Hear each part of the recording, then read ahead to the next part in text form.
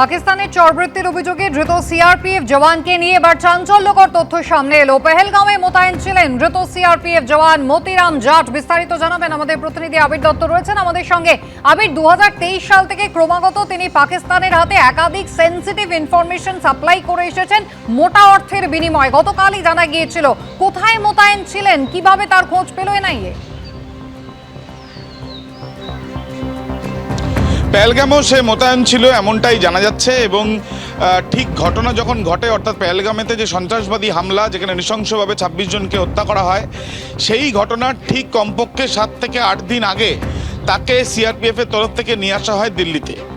এবং যেটা এর আগেই এনআইএর তরফ থেকে জানানো হয়েছে, এই যে মতিরাম জাট যাকে গ্রেপ্তার করা হয়েছে এএসআই র্যাঙ্কের সে সিআরপিএফের, তার বিরুদ্ধে অভিযোগ হচ্ছে যে 2023 সাল থেকে এখনো পর্যন্ত বেশ কয়েকবার পাকিস্তানের ইন্টেলিজেন্স অফিসার বা আইএসআই এর যারা রয়েছে তাদেরকে তথ্য পাচার করেছে। ভারতের বিরুদ্ধে যায় এরকম বেশ কিছু তথ্য সে পাচার করেছে এমনটাই অনুমান করা হয়েছিল এবং সেই অনুযায়ী তাকে গ্রেপ্তার করা হয়।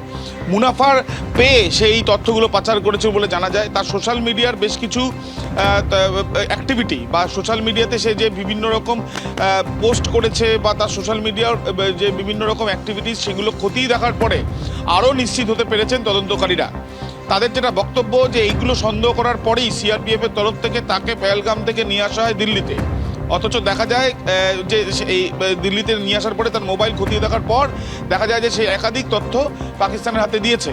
যদিও এখনো পর্যন্ত পেহেলগামের এই যে সন্ত্রাসবাদী হামলার সঙ্গে তার কোনো যোগ আছে বা সেই সংক্রান্ত কোনো তথ্য বা সেই ঘটনা ঘটার আগে সেই জায়গার সংক্রান্ত কোনো তথ্য সে পাকিস্তানের কাছে পাঠিয়েছিল, এরকম কোনো রকম তথ্য বা প্রমাণ পাওয়া যায়নি, সেটাও জানা যাচ্ছে। কিন্তু যে পেহেলগামে এই ঘটনা, সেই পেহেলগামেই কর্তব্যরত অবস্থায় ছিল সে এবং ঠিক ঘটনার 7 দিন আগে তাকে নিয়ে আসা হয় দিল্লিতে এবং তারপরে ডিপার্টমেন্টাল ইনকোয়ারি চলে সিআরপিএফের তরফ থেকেও।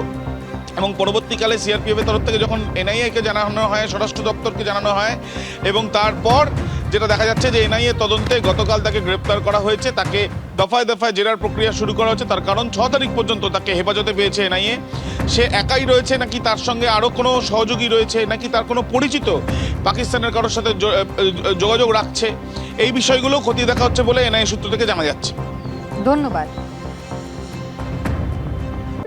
বিকাশ ভবনের সামনে চাকরিহারাদের ধর্নার আজকে 21 দিন। বিকাশ ভবনে চাকরিহারাদের সঙ্গে শিক্ষা সচিবের বৈঠক হলো গতকাল, কিন্তু সমাধান সূত্র অধরাই রইল। বাড়ল কি জটিলতা? কোন পথে বেরোবে সমাধান সূত্র? ধন্দ কিন্তু এখনো রয়ে গেল। এবার মুখ্যমন্ত্রী এবং শিক্ষামন্ত্রীর সঙ্গে বৈঠক চাইলেন চাকরিহারারা।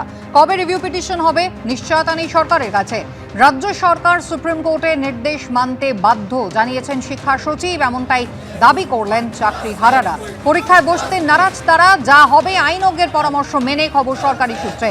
অসন্তুষ্ট চাকরিহারারা আন্দোলনকে দিল্লিমুখী করার পরিকল্পনা তাদের। আমরা প্রথমত চেয়েছিলাম শিক্ষামন্ত্রীর সঙ্গে দেখা করতে, তো সেক্ষেত্রে প্রথমত শিক্ষামন্ত্রীর সঙ্গে আমাদের দেখা হয়নি। যে প্রশ্নগুলো আমাদের ছিল সেগুলোর সব উত্তর ওনাদের কাছে ছিল না। সেটা হয়তো যদি শিক্ষামন্ত্রী থাকতেন তাহলে হয়তো 100% আমরা স্যাটিসফাইড হতে পারতাম বা একটু বেশি হতে পারতাম। ওনারা সমস্ত বিষয় আমাদেরকে স্যাটিসফাই করতে পারেননি।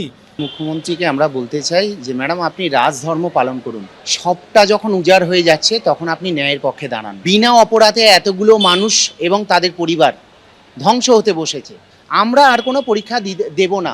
যোগ্যতা মানের পরীক্ষা যেটা আজ থেকে 10 বছর আগে আমরা উত্তীর্ণ হয়েছি, আজকে সেই পরীক্ষায় আমরা কিন্তু কেউ বসবো না। হয় আমাদের নামে দুর্নীতি প্রমাণ করতে হবে, এই যোগ্যতা মানের পরীক্ষা আগেই উত্তীর্ণ হয়েছি সেখানে থাকবে। আমাদের আন্দোলন চলবে।